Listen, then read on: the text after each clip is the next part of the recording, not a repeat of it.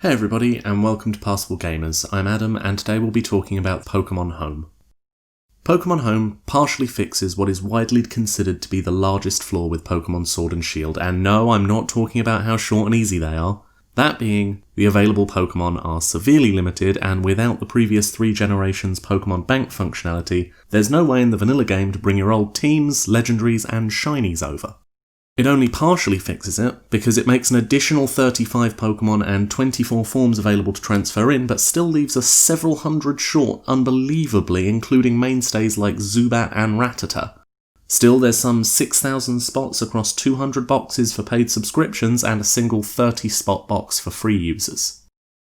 In theory, you've also got the ability to access your full roster complete with an IV Judge function on both mobile and the Switch, import from Go, Let's Go and Pokemon Bank, and by extension all the generations 4 to 7, plus a full national Pokédex and challenges and research tasks if you fancy something to do. You've also got Mystery Gift, Wonder Trade and GTS functionality baked in. In practice, however, things are a little messy. Yes, you can log in to Pokemon Home on both the mobile and the Switch, but the organisation is massively different. You cannot, for instance, move Pokemon between boxes on the mobile version, but you can mark certain Pokemon as favourites and add labels to distinguish them from where they came from or from what they mean to you outside of the standard box structure. This is a brilliant idea, except on the Switch version, you have box management functionality, but the labels and favourites aren't taken into account and aren't modifiable. On the mobile version you have GTS, Wonderbox and Mystery Gift functionality, but on the Switch version you have none of these. On the Switch version you can import from Pokemon Let's Go, Pokemon Sword and Shield directly, and from Bank by way of a password system, while on mobile it's just Bank. So no Pokemon Go at all at launch, and importing from Bank adds an annoying label to everything you bring over, which again you can only edit on mobile. Favourites are their own little annoyance because you cannot trade anything that's favourited, but you can't remove favourites from the GTS or Wonderbox menu. So if you mess up, you'll need to bail all the way back out to the beginning, dig through a box list without a cursor memory function, which is its own bugbear, find the Pokemon, unfavourite them, and then head back to start trading from scratch. You can also sort and filter your Pokemon, but you can't sort by IVs, only base stats, and not by form or variant, only by shiny. Yet, paradoxically, they included a Pokerus filter as an option. Oh, and I mentioned challenges and research tasks. It's challenges on mobile and research tasks on Switch, but they are different. Research tasks don't appear to reward you in any way, though some challenges, 4 that I've noted so far, give you rewards in the shape of a Pokemon. Between them and the 2 Pokemon, again one from mobile, one from the Switch, that you get for first using the services, there's a Pichu, a Pikachu, an Eevee, a Rotom, your choice of Kanto starter, and the original colour Meganium are up for grabs. Of those, only the Meganium is worth having, since the IVs on the others are pure dirt, while the Meganium has never been released legitimately like this until now, though you need to complete the full 890 Pokemon Pokédex to get it.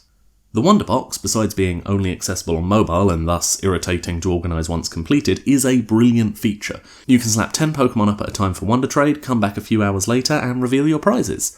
Especially handy for people like myself with 4,000 slots used up already and only about 1,500 being anything worth keeping.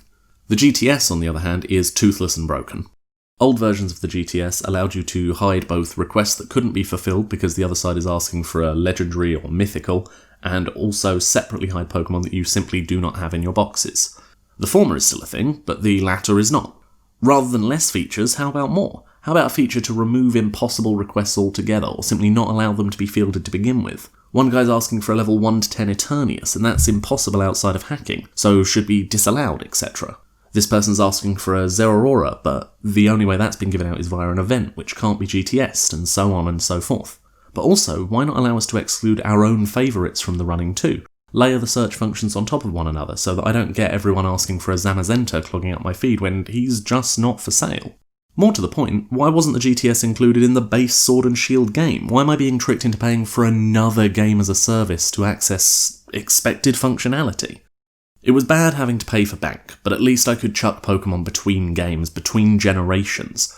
But those several hundred Pokemon that can't be imported into Pokemon Sword and Shield, once they're in Pokemon Home, that's the end of the line. You can't transfer them back to the Generation 7 games, or once they've touched Sword and Shield, they can't go back to Let's Go either. All in all, like the limited Pokemon availability in Sword and Shield that's now more or less been revealed between hackers doing their job for them, disproving that it was a workload and time management issue, and the DLC revealing that it will allow yet more Pokemon to come over, disproving that it's a balancing thing, shows one thing.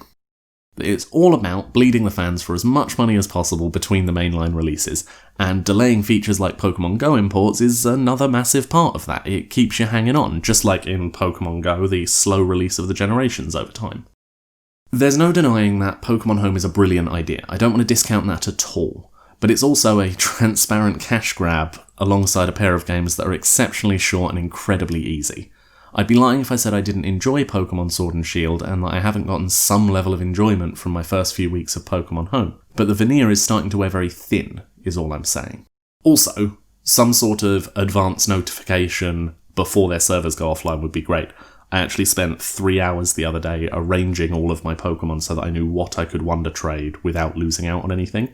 And I got to the end of my organisation, hit save, and it was like, ooh, servers are undergoing maintenance, your changes haven't been saved.